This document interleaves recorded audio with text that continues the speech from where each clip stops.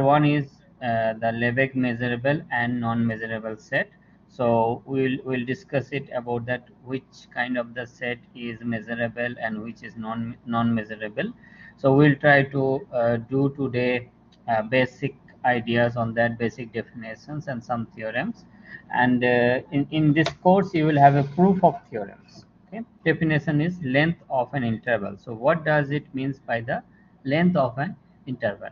So if you have an interval I, we denote generally I is the difference between the endpoints of I.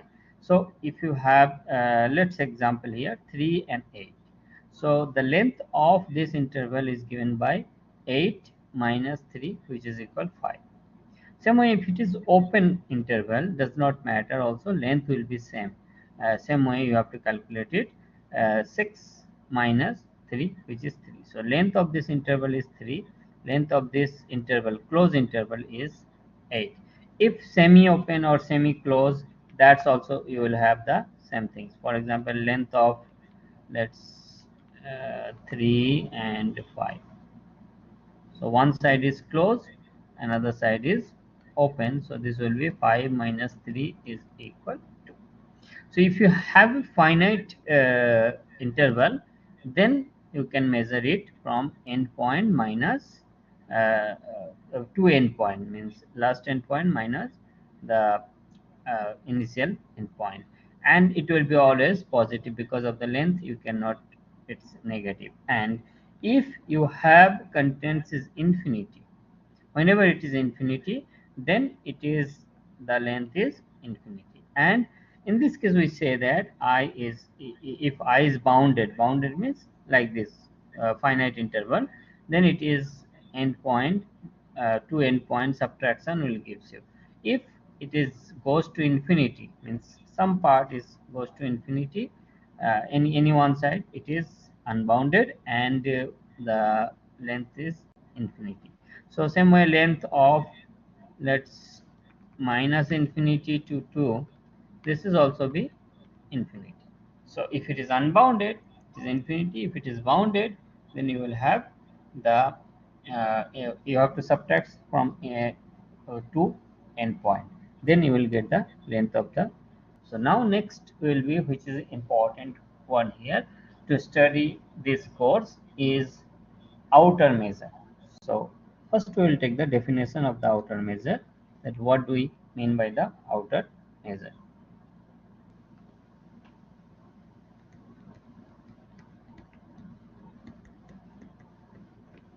So definition: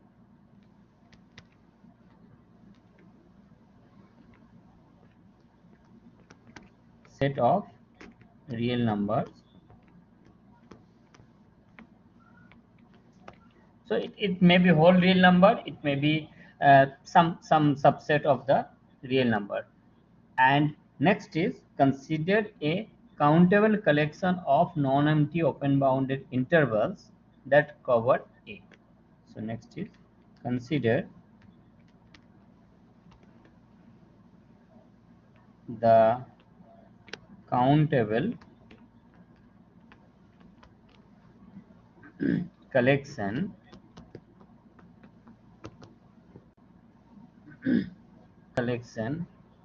I k. K is goes to from 1 to infinity of non-empty open bounded interval.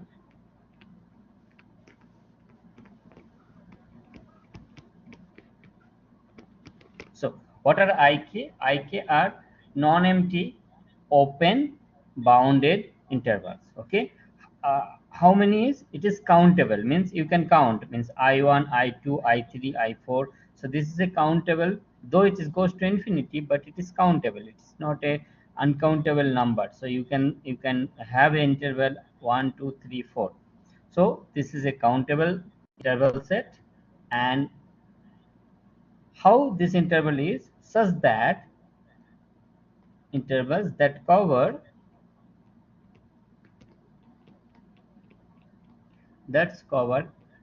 A. What does it mean that cover A? That is, we say that A is subset of union of, when you take this union of this interval ik, then A will be the subset of those intervals. So maybe we can discuss it little bit by the figure. Let's have, this is your set A. This is the set A. Now you consider different interval. This is 1, I1, this may be I2, this may be I3, this may be I4. So something different interval you will take it. We don't know what is the interval is there. So this is different interval you took it, and you took this union. So now look on this. If you took this union, so real line is going extended, and from this A. So this is another interval. This is another interval. Now if you see that if you took the union of those intervals, then A will be the subset of uh, that union. So therefore, if this is called the covering A. So if you choose say 10 interval such that it is not covering A, then it is not useful here. So you have to choose those ik interval such that when you take the union of them, it will cover the whole set A. So this is the first stage of the definition. So again I repeat, what you have, we are going to define the outer measure of any set A, real set. For that, what we do, we consider some countable collection of the interval. What are those interval? It is open, bounded, and what it will do, it will cover A. This is important. It should cover A. Then the outer measure,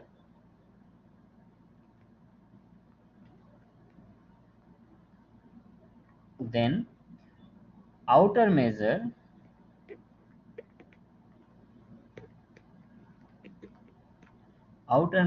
of A is given as, so remember that what is this definition. So this is equal, I will write it here, M star A, this is equal infimum. Now I will explain you why it is infimum. Infimum of sigma k is equal 1 to infinity L I k. Okay, what I k, such that A is subset of union of k is equal to 1 to infinity I k. Now why it is infimum? Why it is infimum? Look on this. I took some set of A, it means interval, which covers A. You may took another set of interval. You may took another set of interval which cover A. So if you take that length of those interval, if you add them, then your summations will be maybe bigger than my summation. So there is, if it is bigger, then there is no use of this. So which set of the interval we will consider to measure the outer measure is, which is the infimum, means the small one which is give the value, but it's cover A. So therefore, to get the cover interval A, for example, this whole interval, it is covering automatically. But if you have a small, many interval, and if you add them, so different people have a different summation. So therefore, all the summations, which is the infimum, which is the small one, we will take that as a outer measure of the set. Now few notes, and then we'll give you some example, and then we'll study some basic properties of this, and then we'll go further proof. So note here,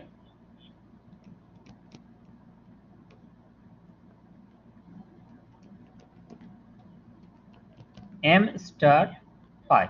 We remember the notation. We'll follow the same notations from the book. Uh, unless otherwise it is required. So m star phi is equal 0. What is phi? Phi is equal empty set. So if set is empty, then its outer measure will be always 0. Second property is, if A is subset of P, then M star A is less than equal M star B. The monotonicity property will satisfy. Okay, monotonicity property means if A is subset of B, then its outer measure is less than equal outer measure of B. Now we will have another example. Countable set.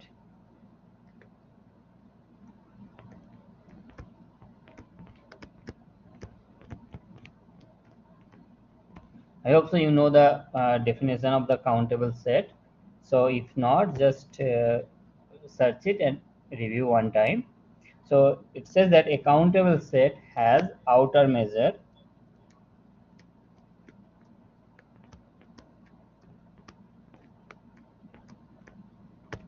zero. Now we'll try to verify that how it will be. Okay, so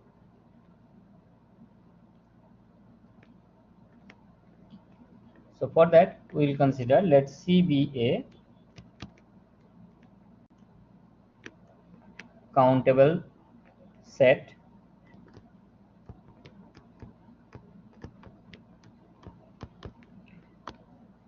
Means countable means it will be number, so it will be map with the natural number. So it is enumerated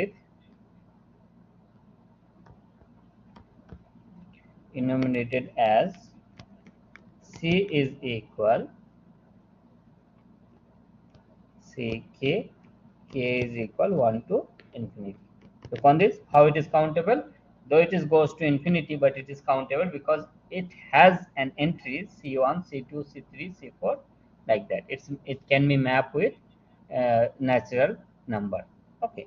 Now to show that this set has a means outer measure 0, how will to do that? So let assume let epsilon greater than 0, and for each k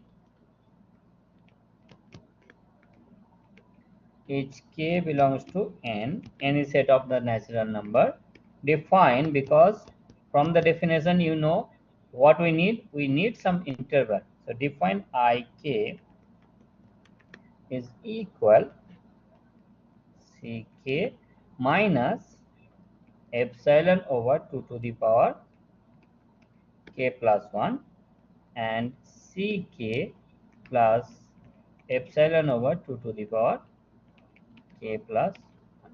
Now we may say that why we choose this interval. So there is no such thing that why we choose it in this case.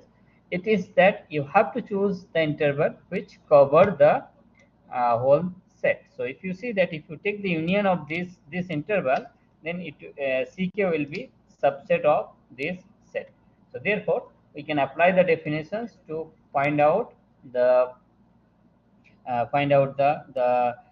this outer measure.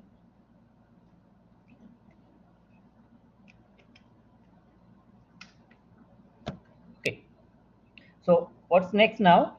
Next is that we have to find the interval, because the definitions, if you see, that definition is lk, length of ik. So first we will find the length of this ik. So length of ik is equal, what is the length? This is a finite interval, yes.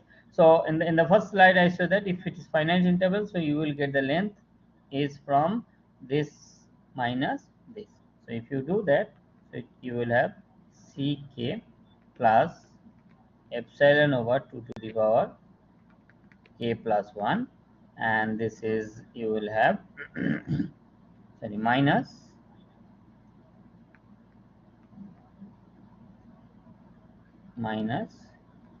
ck minus epsilon over 2 to the power k plus So this ck and ck will cancel out, and then you will get it. This is equal epsilon 2 to the power k plus 1, and this will add it, so you will get it here 2 epsilon over 2 to the power k plus 1, which is equal epsilon over 2 to the power k. So this is the length. Okay, now again we'll see that what is the definition here. So definition, you see that m star a is equal infimum of this. So therefore what you will get it here. So therefore 0 less than equal m star c, which is infimum. So infimum will be, that means less than equal general sum. K is equal 1 to infinity L I k. If you take the infimum, then means what we have to show that this means this m star c is between 0 and some number. So we need to check this number is also 0 or tends to 0 or not. If it is tends to 0, then m star c will be 0. Now we want to check this part. This part is important. We need to check this part. So this part we already calculate. This is equal epsilon over sorry, this is equal sum of, this is epsilon plus sigma k is equal 1 to infinity 1 over 2 to the power k. Geometric series, if you have k is equal 1 to infinity a 1, so this is equal you have here a over 1 minus r, provided r is less than 1. So therefore in this case what is a, if you need to rewrite it, if you rewrite it, this will be sigma k is equal 1 to infinity, you can rewrite it is half, and then 2 to the power k minus 1. So therefore here you will get it a is equal half and r is equal half. So therefore this summation will be a means half over 1 minus half, which is equal 1. This implies 0 less than equal m star c is less than equal epsilon. But what is epsilon? So this should be true for all epsilon. So which is the inequality